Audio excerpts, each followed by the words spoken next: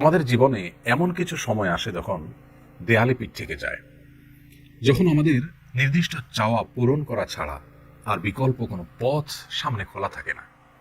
এ ধরনের পরিস্থিতিতে আল্লাহ রাব্বুল আলামিনের কাছে আমাদের মনের একান্ত কামনা বাসনাগুলোকে পূরণ করবার জন্য একটি বিশেষ পথ বাতলেছেন আমাদেরকে প্রিয় নবী সাল্লাল্লাহু আলাইহি ওয়াসাল্লাম, আর সেটি হলো ইসমে আযম। ইসমে আযম মানে হলো মহান নাম। আল্লাহ রাব্বুল আলামিনের এই ইসমে আযম তথা মহান নামের মাধ্যমে কোনো কিছু চাওয়া হলে তিনি সেটা পূরণ করেন। এই নামের মাধ্যমে আল্লাহকে ডাকা হলে তিনি সেটাকে সাড়া দেন। এই মর্মে নবী আলাইহিস সালামের অনেকগুলো হাদিস রয়েছে।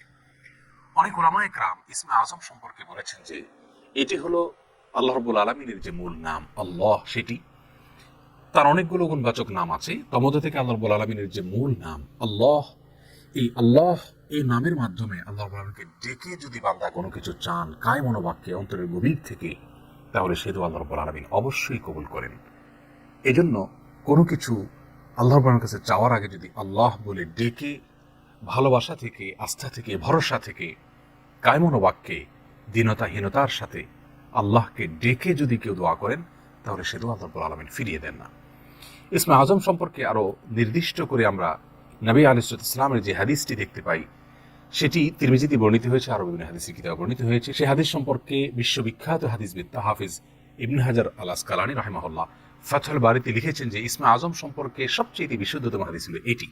আর সেটি হলো এই যে বুরায়দা রাদিয়াল্লাহু আনহু বর্ণনা করেছেন, এক ব্যক্তি নামাজের মধ্যে একবার কিছু বাক্য বলে উঠলেন। নবী সাল্লাল্লাহু আলাইহি সাল্লাম তার কথাগুলো শুনলেন। তিনি বলে উঠলেন, আল্লাহুম্মা ইন্নী আসআলুকা বিআন্নী আশহাদু আন্নাকা আনতাল্লাহ লা ইলাহা ইল্লা আনত আল আহাদুস সামাদ আল্লাযী লাম ইয়ালিদ ওয়া লাম ইউলাদ ওয়া লাম ইয়াকুল লাহু কুফুয়ান আহাদ। তার মুখে এই বাক্যগুলো শুনে নবী আলাইহিস সালাম বলেছেন, নিশ্চয়ই এই লোকটি ইসমে আজম পাঠ করেছে। ইসমে আজমের মাধ্যমে আল্লাহ রাব্বুল আলামিনের কাছে কোনো কিছু চাওয়া হলে তিনি সেটা ফিরিয়ে দেন না। এর মাধ্যমে আল্লাহকে ডাকলে তিনি অবশ্যই তাতে সাড়া দেন। এই হাদিসের ভিত্তিতে অনেক মুহাদ্দিসিন ইকরাম বলেছেন এটি হলো সেই দোয়া যেটাকে ইসমে আজম বলা হয়, যার মাধ্যমে এটি পাঠ করার পর আল্লাহর কাছে কোনো কিছু পেশ করলে সেটাকে অবশ্যই আল্লাহ তাআলা পূরণ করেন। মনের যে কোনো ভালো আশা আল্লাহ তাআলা পূরণ করে থাকেন। দোয়াটি আবারও বলছি, আল্লাহুম্মা ইন্নী আসআলুকা বিআন্নী আশহাদু আন্নাকা আনতাল্লাহ লা ইলাহা ইল্লা আনত আল আহাদুস সামাদ আল্লাযী লাম ইয়ালিদ ওয়া লাম ইউলাদ ওয়া লাম ইয়াকুল লাহু কুফুয়ান আহাদ। যার অর্থ হলো, হে আল্লাহ, আমি আপনার কাছে প্রার্থনা করছি এই মর্মে যে, এই জন্য যে, এই ভিত্তিতে যে আমি সাক্ষ্য দেই আপনি আল্লাহ, আপনি ছাড়া সত্যিকারের কোনো মাবুদ নেই, আপনি কারো মুখাপেক্ষী নন, আপনি একক, এবং আপনি কাউকে জন্ম দেননি, আপনাকেও কেউ জন্ম দেয়নি, এবং আপনার সমকক্ষ আর কেউ হতে পারে না।